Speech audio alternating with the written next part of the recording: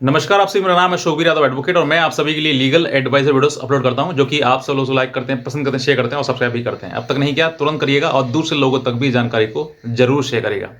देखिए, पति पत्नी का संबंध जो है वो बहुत ही ज़्यादा स्ट्रांग होता है, लेकिन कहीं ना कहीं आजकल ये पति पत्नी के संबंध ऐसे हैं जैसे कि रात को बॉयफ्रेंड गर्लफ्रेंड और सुबह ब्रेकअप ऐसा हो जाता है।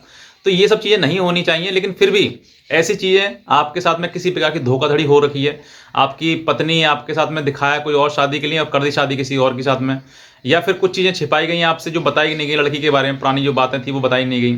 तो ऐसी कई चीज़ें जो है वो सामने आती हैं और आपको लग रहा है कि पति पत्नी दोनों दोनों में से पत्नी को ये लगता है कि भाई मेरा पति खराब है या समझ नहीं पा रहा है, या फिर पति को लगता है कि पत्नी गलत आ गई है, घर में परिवार में पूरे में आतंक मचा रखा है, या फिर वो अब आपको एहसास हो रहा है कि वो घर घर में रहने का उसका मन है नहीं, या फिर आपको किसी प्रकार से चीज़ है कि भाई ये चीज़ छिपाई गई, ये चीज़ गलत है और हमारे साथ में इस तरीके कर दिया, धोखा कर दिया।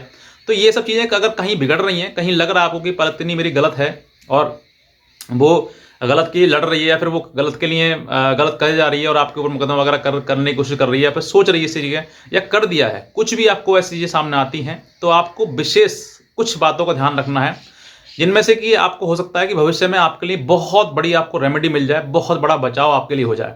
क्योंकि लोगों को पता नहीं होता है, जिस समय पर ये स्टार्टिंग होती है, मुकदमा जैसे वो स्टार्ट होते हैं उनके ऊपर, वैसे उनको पता नहीं होता है कि मुझे क्या करना है, कैसे बचना है। बस दिमाग उनका जो है वो बहुत ज़्यादा हैक्टिक हो जाता है और दिमाग की वजह से जो है वो परेशानी की झेल नहीं पाते हैं और वो कोई ना कोई गलत स्टेप ले लेते हैं। तो आज मैं आपको विशेष कुछ टिप्स आपको बताऊंगा, जिसके बारे में जो है वो आपको जानने के बाद आप भी अपने आप को बचा सकते हैं, या फिर आपका ट्रायल चल रहा है या फिर पहले हो चुका है, सभी के लिए एप्लीकेबल है। सभी लोग व्यक्ति के इस तरह की चीज़ें कर सकते हैं, क्योंकि ये एक दिन का समय नहीं है। मुकदमाबाजी अगर चलती है आपकी तो काफ़ी साल बीत जाते हैं, 10 साल 15 साल 20 साल भी बीत जाते हैं, क्योंकि 20-20 साल में भी मुकदमा मेरे सामने खत्म हुआ है। ये भी एक अपने आप में सच है। तो किन किन विशेष बातों का आपको ध्यान रखना है। सबसे पहले कि अगर मान लीजिए आपकी पत्नी गलत है, तो आपको अपने मुंह से कहना नहीं है कि आप गलत हो। आपको 10 लोगों के सामने कहना नहीं है कि वो गलत है, ना ही आपको रिश्तेदारी में, क्योंकि जितनी आप बातें बताएंगे बनाएंगे उतनी ही बातें फैल फैल के उसके मुंह पर, उसके कान तक आएंगी। और जब उसके कान तक आएंगे तो ये बात जो है ब्लंडर बन जाएगी। यानी कि आपको अगर कानूनी रूप से लड़ना है तो अपने आप, मान लीजिए आपको कहते हैं कि आपकी पत्नी कहीं और संबंध है, या वो किसी बीमारी से ग्रस्त है, या कुछ और आपके साथ धोखा किया है, तो वो आपको उसका मुंह से ना कहकर आपको एविडेंस कलेक्ट करना है। सबसे पहली बात कि आपको सबूत इकट्ठा करना है। सबूत, अब वो देखिए बहुत से लोग ये भी कहते हैं सर रिकॉर्डिंग नहीं चलती है, व्हाट्सएप चैट नहीं चलती है। अरे तुम्हारे पास एविडेंस होना चाहिए। आपके पास रिकॉर्डिंग है, वीडियो है, फोटो है, चैट है, कुछ भी आपके चीज पास है ना, बस वो एविडेंस का पार्ट है। कुछ भी हो, एडमिसिबल है, आपके पास एविडेंस है, तभी आप स्ट्रांग अपनी बात को कह सकते हैं। और नहीं है तो आप सिर्फ और सिर्फ हवा में बात करेंगे, यार दोस्त रिश्तेदारी या फिर अपने लोगों के बारे में बताएंगे कि भाई ऐसा है वैसा है, सिर्फ बातों बातें में होंगे आप, लेकिन कानूनी रूप से आप हार जाएंगे। तो आप समझिए कि आपको सबसे पहला नंबर, आपको स्ट्रांग एविडेंस कलेक्ट करना है। दूसरा, आपकी पत्नी जो वो किसी प्रकार से बीमारी से ग्रस्त है, बहुत बड़ी बीमारी है, आपको अब पता लगा है, तो आप उसका ट्रीटमेंट तुरंत कराइए। उसका बढ़िया से बढ़िया, अच्छी से अच्छी जो हॉस्पिटल है उसमें जांच कराइए। आप ये मत समझिए कि अरे नहीं कराएंगे चली जाएगी कोई बात नहीं है, नहीं। आप जब उसका ट्रीटमेंट कराएंगे तो आपके पास एविडेंस आएगा, डॉक्टर की रिपोर्ट आएगी, डॉक्टर का जो ट्रीटमेंट उसने किया उसका आपको स्लिप मिलेगी, बहुत सारे आपके लिए मेडिकल प्रूफ्स मिल जाएंगे आपके लिए। तो उन सब चीज़ों में आपके लिए बेहतर रहेगा। यानी कि डॉक्टर, अगर आपकी बीमार है पत्नी है तो उसको इलाज कराइए, उसका ट्रीटमेंट कराइए। अगर वो मेंटली है तो मेंटल डॉक्टर को दिखाइए। आप गवर्नमेंट में दिखाते मत दिखाइए, बेहतर गवर्नमेंट की जगह पर प्राइवेट हॉस्पिटल देखिए, जो कि डॉक्टर एमडी हो, एमएस हो, वैसे डॉक्टर को दिखाइए। आप उसका एविडेंस अपने पास रखिए।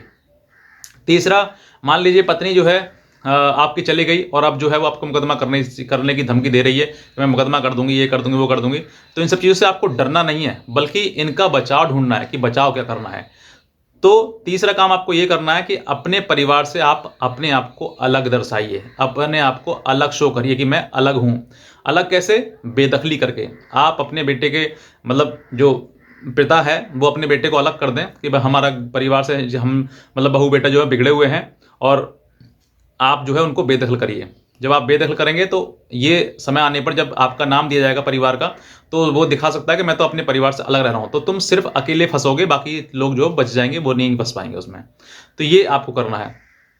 चौथा, ये सब चीज़ें अगर होती हैं आपके साथ में और अभी भी आपकी पत्नी आपके साथ रहना नहीं चाहती है और उसने 498 का मुकदमा कर दिया है या फिर और भी मुकदमे कर दिए हैं और आपको ये एहसास हो रहा है कि वो पत्नी नहीं आ पाएगी और वो उसके कहीं और संबंध हैं या वो किसी और के साथ में शादी कर ली है या कोई और बहुत हैवी उसको बीमारी है, वो नहीं रह सकती है, या फिर आपके भी मन में ये लग रहा है कि उसने मुकदमे लगा दिए, हमें भी दिक्कत है। तो अगर ऐसी चीज़ें अगर आपके सामने आ रही हैं, तो आपके लिए अब जो है वो इन्हीं सभी जो आपको आपने एविडेंस बनाए हैं, ग्राउंड बनाए हैं, उन सभी एविडेंस के आधार पर अब तलाक का केस भी आपको फाइल करना है।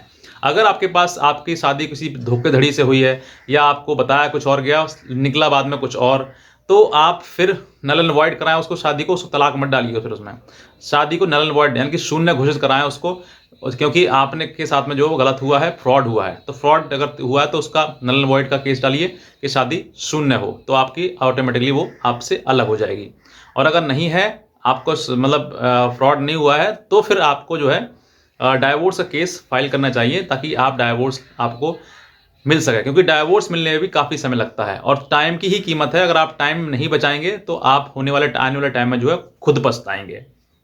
तो ये मेरी तरफ से आपके लिए एक जानकारी थी। और भी कुछ अगर आपको मेरे से छूट गया और आपको कुछ पूछना है, तो आप हमारे दिए हुए नंबर पर हमें संपर्क भी कर सकते हैं और हमसे हमारी लीगल एडवाइस भी आप ले सकते हैं। तो बस मैं इतने कहना चाहूँगा, बाकी आज का वीडियो देखने के लिए आपसे बहुत धन्यवाद।